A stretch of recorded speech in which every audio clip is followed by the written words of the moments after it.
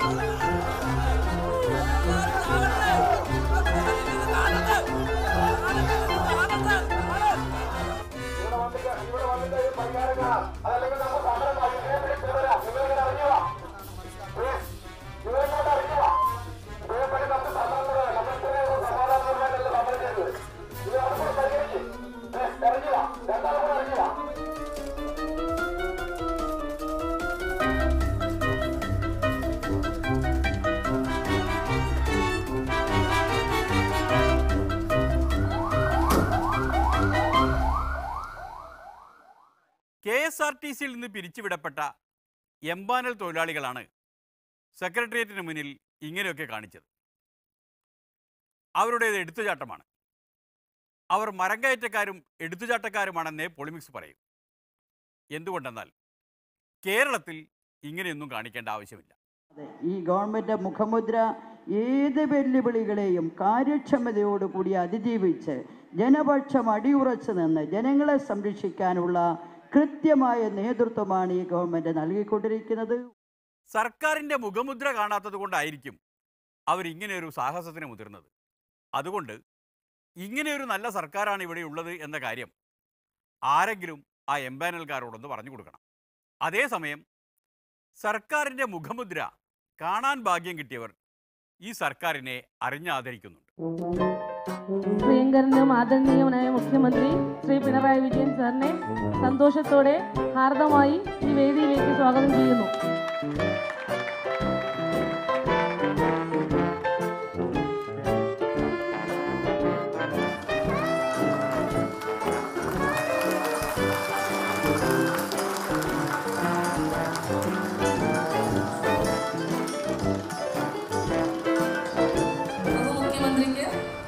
സ്നേഹോപഹാരം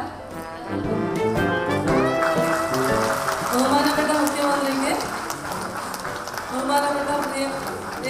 ബഹുമാന്യനായ മുഖ്യമന്ത്രിക്ക് കേരള പോലീസിന്റെ സ്നേഹോപഹാരം സംസ്ഥാന പോലീസ് മേധാവി കൈമാറുന്നു.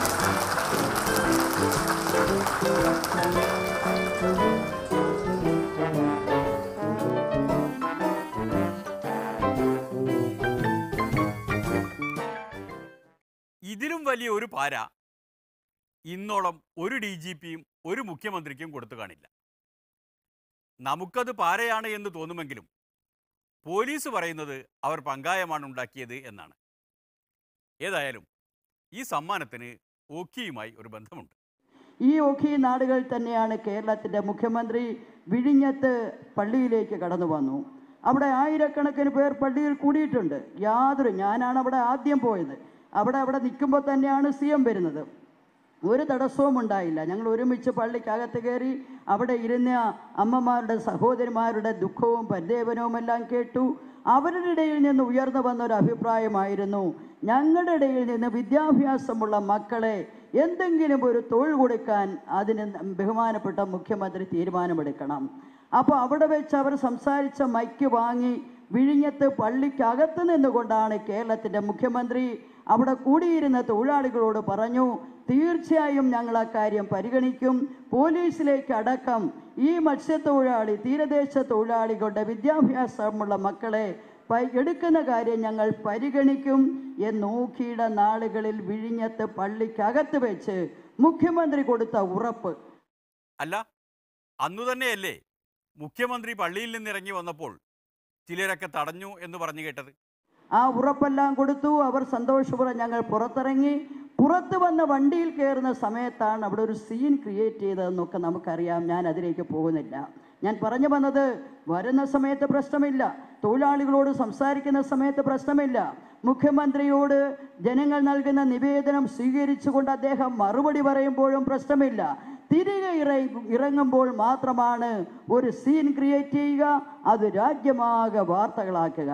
പക്ഷേ ആ വാർത്തയുടെ മുന്നിലൊന്നും ഈ ഗവൺമെൻറ് എന്നാൽ പിന്നെ പറഞ്ഞ വാക്ക് പാലിക്കേണ്ടതില്ല എന്ന നിലപാടല്ല സ്വീകരിച്ചത്.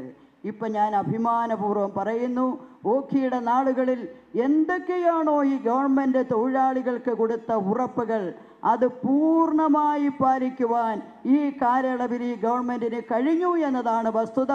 അതിൻ്റെ ഏറ്റവും ഒടുവിലത്തെ വാഗ്ദാനമാണ് ഈ തൊഴിലാളികളുടെ മക്കളിൽ നിന്ന് വിദ്യാഭ്യാസമുള്ളവരെ പോലീസ് സേനയിലേക്ക് എടുക്കുമെന്നത്. അതാണ് കഥ. മേഴ്സിക്കുട്ടിയമ്മ പറഞ്ഞു വന്നത്, അന്ന് മുഖ്യമന്ത്രി പറഞ്ഞ വാക്കു പാലിച്ചു, അതായത് മത്സ്യത്തൊഴിലാളികളുടെ മക്കളെ പോലീസിലെടുത്തു എന്നാണ്. പോലീസിലെടുത്താൽ പോലീസുകാരായിരിക്കുമല്ലോ. എന്താണെന്ന് DGP പറയട്ടെ. ഇപ്പോൾ ഈ കോസ്റ്റൽ വാർഡൻസ്ക്ക് ഞങ്ങൾ പോലീസ് ഡിപ്പാർട്ട്മെൻറ്റിലേക്ക് കൊണ്ടുപോയിട്ടുണ്ട്. ഇപ്പോൾ അവർ നമുക്ക് ഇങ്ങനെ പറയാം, ഒരു 50% പോലീസായി, ആ ബാക്കി 50% പോലീസ് പിന്നെ ആക്കാൻ വേണ്ടി. മലയാളത്തിൽ പറഞ്ഞാൽ അരപ്പോലീസാണ്, അത്രയേ ഉള്ളൂ. 4 മാസം അവരുടെ പരിശീലനം കേരള പോലീസ് അക്കാഡമിയിലും ഉണ്ടാകും. ഈ പരിശീലന സമയത്ത് ഈ ആൾക്കാർക്ക് ഞങ്ങളുടെ പല കാര്യങ്ങൾ, പോലീസിൻ്റെ കുറേ ചെറിയ കാര്യങ്ങൾ പറയും. അതുകൂടാതെ മെയിനായിട്ട് പ്രധാനമായിട്ട് ഞങ്ങൾ സംസാരിക്കാൻ അവർക്ക് പഠിപ്പിക്കാൻ പോകുന്നത് കടലിലേക്ക് എങ്ങനെ പോവാം, അത് അവർക്കറിയാം. മെക്കനൈസ്ഡ് ബോട്ടിൽ എങ്ങനെ പോകണം, പല ആക്ച്വലി ഇൻസ്ട്രുമെൻറ്റ്സ് ഉണ്ടോ, GPS ഉണ്ടോ, നാവിഗേഷൻ സിസ്റ്റം ഉണ്ടോ, വയർലെസ് ഉണ്ടോ, അത് എങ്ങനെ ഉപയോഗിക്കാം, ഏത് രീതിയിൽ ആൾക്കാർക്ക് രക്ഷിക്കാൻ സാധിക്കും, ഈ കാര്യങ്ങൾ സയൻറ്റിഫിക് രീതിയിൽ ഞങ്ങൾ പഠിപ്പിക്കാൻ പോകുന്നുണ്ട്.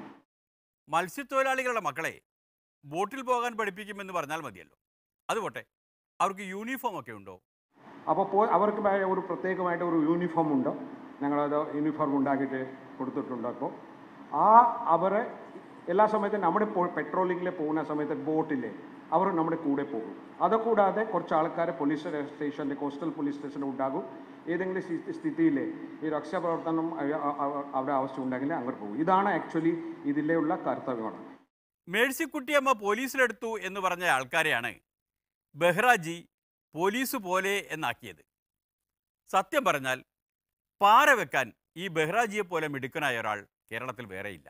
ബഹുമാനപ്പെട്ട മന്ത്രി, എല്ലാവർക്കും പ്രിയപ്പെട്ട മന്ത്രി മർസിക്കുട്ടിയമ്മ മാഡം ഇവിടെ തന്നെ ഉണ്ടോ? മർസിക്കുട്ടിയമ്മയ്ക്ക് വേണ്ടി ഞാൻ കൂടുതലൊന്നും പറയുന്നില്ല, കാരണം നിങ്ങളോട് ഭയങ്കര അടുപ്പുള്ള മിനിസ്റ്ററാണ്. പിന്നെ കോസ്റ്റൽ ആൾക്കാർക്ക് വേണ്ടി എല്ലാ സമയത്തും ഞാൻ മാഡമിൻ്റെ പടം ഈ കോസ്റ്റ് ഏരിയയിൽ മാത്രമേ കാണാറുള്ളൂ. കേട്ടോ, മേഴ്സിക്കുട്ടിയമ്മയുടെ ചിത്രങ്ങൾ കടപ്പുറം ഭാഗങ്ങളിൽ മാത്രമേ കണ്ടിട്ടുള്ളൂ എന്ന്. എന്തു ചെയ്യാൻ, ബെഹ്റാജി സത്യം പറഞ്ഞ് ശീലിച്ചു പോയി.